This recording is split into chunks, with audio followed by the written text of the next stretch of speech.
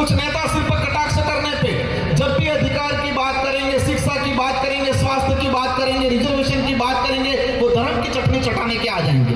लेकिन चिंता मत करो, उबाल आएगा, हर घर से क्रांति जगेगी और हम इन 1 साल के अंदर ऐसा करने वाले हैं कि रिजर्वेशन क्या है, आरक्षण क्या है, कैसे रिजर्वेशन प्रावधान हुआ, कितना मिल रहा है, कितना मिलना चाहिए, ये पर्चा बढ़ा के हर घर पे चिपकाएंगे बाहर। आज विधानसभा के तहत लग रहे कॉलेजों में, आज मेडिकल में प्लेसमेंट एजेंसी के तहत कंपाउंडर डॉक्टर लगने शुरू हो गए। डॉक्टर कंपाउंडर तो ठीक है, दिल्ली के अंदर आईएएस भी बिना एग्जाम के बन रहे हैं। आज रिजर्वेशन पॉलिसी खत्म कर रहे हैं। अगर आरक्षण देना चाहते तो लड़ाने का काम क्यों कर रहे हो? बंटवारा होना चाहिए क्षेत्रीय आधार पे, क्योंकि ये कैसे चाह रहे हैं, मीणा अलग हो जाए, भील अलग हो जाए, डामर अलग हो जाए, सहरिया अलग हो जाए, गरासी अलग हो जाए।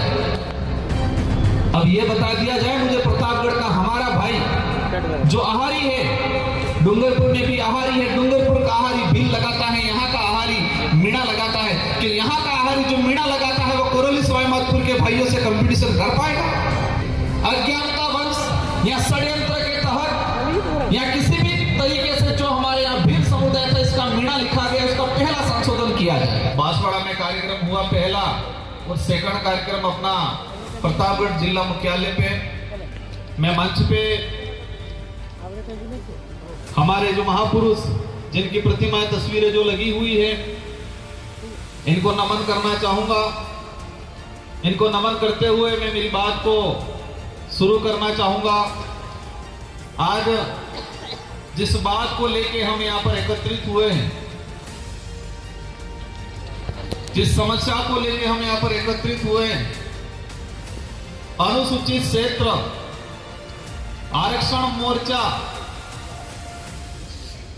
तो ये मंच पे जो हमारी जो प्रतिमाएं लगा रखी है,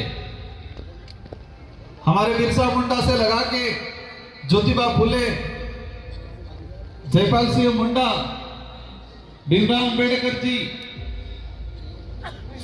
जिस आरक्षण की अपन बात कर रहे हैं, जिस आरक्षण की अपन लड़ाई लड़ रहे हैं, इन महापुरुषों की देन है जो संविधान के अंदर सम्मिलित हुआ 5वीं अनुसूची।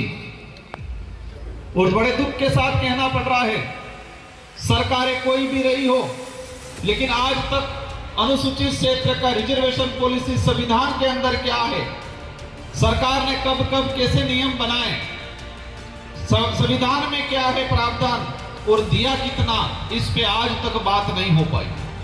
बात इसलिए नहीं हो पाई है क्योंकि हमारा क्षेत्र भोला भाला रहा, हमारी यहाँ की जनता हर किसी की बात पे विश्वास करने वाली रही, शिक्षा की कमी रही, हमें संविधान का ज्ञान किसी ने नहीं दिया,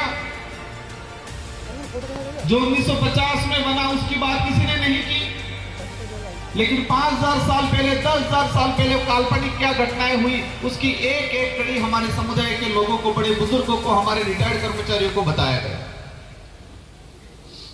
आप सबने अनुभव किया होगा कि हमारे पूर्वज या हमारे बाप दादा भी जो बड़े बुजुर्ग 60-70 साल की उम्र वाले हैं, स्कूल में नहीं गए होंगे, लेकिन ऐसी चीजें जानते हैं जो किसी कथावाचक के माध्यम से, किसी बैठक में सुना, जो 800 साल पुराना काल्पनिक घटना का एक एक कड़ी जानकारी में है, लेकिन संविधान के अंदर हमारा अधिकार किस अनुच्छेद में है उसकी बात किसी ने नहीं की, नहीं हमको बताया गया। ये विचारधारा आई, शुरुआत हुआ 5वीं अनुसूची के संवैधानिक अधिकार, लोगों ने भड़काया, ये 5वीं पास की बात कर रहे हैं। हमारे बड़े बुजुर्ग कहने लगे 5वीं पास, क्योंकि हमारे बड़े बुजुर्गों को 5वीं अनुसूची क्या है वो नहीं बताया किसी ने, नहीं पाठ्यक्रम में पढ़ाया जा रहा है।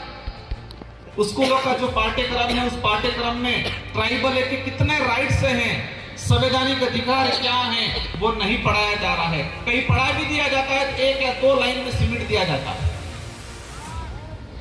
आज बड़े दुख के साथ कहना पड़ रहा है कि हमारे साथ जितना जो अन्याय हुआ है,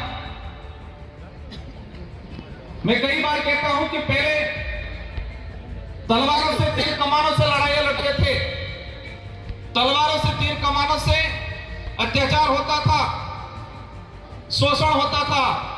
लेकिन आज कागज और कलम में अत्याचार हो रहा है हमारे साथ, कलम के माध्यम से कागजों में हो रहा है और वो हमें एहसास भी नहीं हो रहा है। जब सुप्रीम कोर्ट ने कहा कोटे में कोटा, केंद्र सरकार को कहा और केंद्र सरकार ने सभी राज्यों के छोड़ दिया कि राज्य अपने हिसाब से करें। अगर सच में हमारा इलाका वंचित है, उसको रिजर्वेशन देना चाहते तो डीएससी की बैठक बुलाते, सबसे पहले जितने ट्राइबल एमएलए हैं उन सारे एमएलए को बुला के पूछते क्या राय है सबकी। आज तक वर्तमान सरकार ने ट्राइबल एडवाइजरी काउंसिल की बैठक नहीं बुलाई। अब हमारे बड़े बुजुर्गों को ट्राइबल एडवाइजरी काउंसिल क्या है उसके बारे में भी नहीं पता है। वो पता इसलिए नहीं है कि आज तक इसके बारे में चर्चा नहीं हुई। माहौल बना दिया गया कि वो खा गया आरक्षण, वो खा गया, उसने ये किया वो किया। स्वाभाविक है जो जागरूक पहले हुआ, स्वाभाविक है जिसकी पहुंच राजधानियों के नजदीक थी, लाभ लिया। अगर आरक्षण देना चाहते तो लड़ाने का काम क्यों कर रहे हो? बंटवारा होना चाहिए क्षेत्रीय आधार पे, और क्षेत्रीय आधार पे इसलिए क्योंकि ये कैसे चाह रहे हैं मीणा अलग हो जाए, भील अलग हो जाए, डामर अलग हो जाए, सहरिया अलग हो जाए, गरासिया अलग हो जाए। अब ये बता दिया जाए मुझे प्रतापगढ़ का हमारा भाई जो आहारी है, डूंगरपुर में भी आहारी है, डूंगरपुर का आहारी भील लगाता है, यहाँ का आहारी मीणा लगाता है, कि यहाँ का आहारी जो मीणा लगाता है वो कोरोली सवाईमाधोपुर के भाइयों से कंपटीशन कर पाएगा? अगर सच में रिजर्वेशन वर्तमान सरकार देना चाहती होती, सुप्रीम कोर्ट की भी भावना होती, तो क्षेत्रीय आधार पर बंटवारा हो जाए। इस क्षेत्रों में हमारी सबसे पहली मांग यह है, अज्ञानता वंश या षड्यंत्र के तहत या किसी भी तरीके से जो हमारे यहाँ भील समुदाय था इसका मीणा लिखा गया, उसका पहला संशोधन किया जाए। अगर इस इलाके के अंदर मीणा समूह होता तो इतिहास में यह पढ़ाया जाता कि महाराणा प्रताप के साथ मीणाओं की सेना लड़ी, भीलों की सेना लड़ी, ये नहीं पढ़ाया जाता। यहां भीलकोर बटालियन नहीं खुलती, यहां मीणाकोर बटालियन खुलती। हम इतिहास की परिपाटी में जाए और कागजों में भी जाते तो 1960 से पहले अगर देखा जाएगा सबका भील मिलेगा। तो मैं वही बात कहता था, पहले हथियारों से अत्याचार शोषण होता था, भेदभाव होता था, हमारे साथ अन्याय होता था, अब कागजों में हो रहा है। पहले हथियारों से होता था तो हमें नजर आता था, हमें एहसास होता था, अब कागजों में हो रहा है, और कागजों में ऐसा हो रहा है हमको पता भी नहीं चल रहा है। 50 साल गुजरने आगे लेकिन अभी तक पता नहीं चल रहा। आज भी गुमराह करते हैं। हमारी लड़ाई किसी भी पार्टी या किसी से नेता से नहीं है, हमारी लड़ाई सच्चाई को लेके है, हमारी लड़ाई हमारे अधिकारों को लेके है। प्राइवेटीकरण, कुछ लोग कह रहे गुजरात मॉडल, हम आरक्षण की लड़ाई लड़ रहे हैं, दूसरी तरफ बैकडोर एंट्री।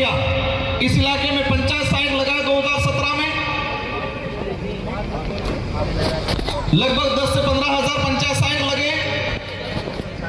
4-5 साल बाद उन पंचायत साइट को सरकारी कर दिया गया, रिजर्वेशन पॉलिसी खत्म। आज विधानसभा के तहत लग रहे कॉलेजों में, आज मेडिकल में प्लेसमेंट एजेंसी के तहत कंपाउंडर डॉक्टर लगने शुरू हो गए। डॉक्टर कंपाउंडर तो ठीक है, दिल्ली के अंदर आईएएस भी बिना एग्जाम के बन रहे हैं आज, रिजर्वेशन पॉलिसी खत्म कर रहे हैं। यह सारा चीज इसलिए हो रहा है कि कुछ लोग अमीर है वो अमीर बने, गरीब हो वो गरीब बने, ऐसी सोच वाले सत्ता में बैठते हैं, इसलिए ये ऐसी पॉलिसियां बनती हैं। बाध्यता काले को लड़ाई चली हमारी, 33% बाध्यता रख ली, और उसी वजह से इस इलाके से हमारे बच्चे के क्वालिफाई नहीं हो पाए। कुछ कमियां हैं हम मानते हैं, उसमें हम लोग भी सुधारा करेंगे, लेकिन कम से कम अवसर तो मिलना चाहिए, और अवसर देने की जिम्मेदारी सरकार की है।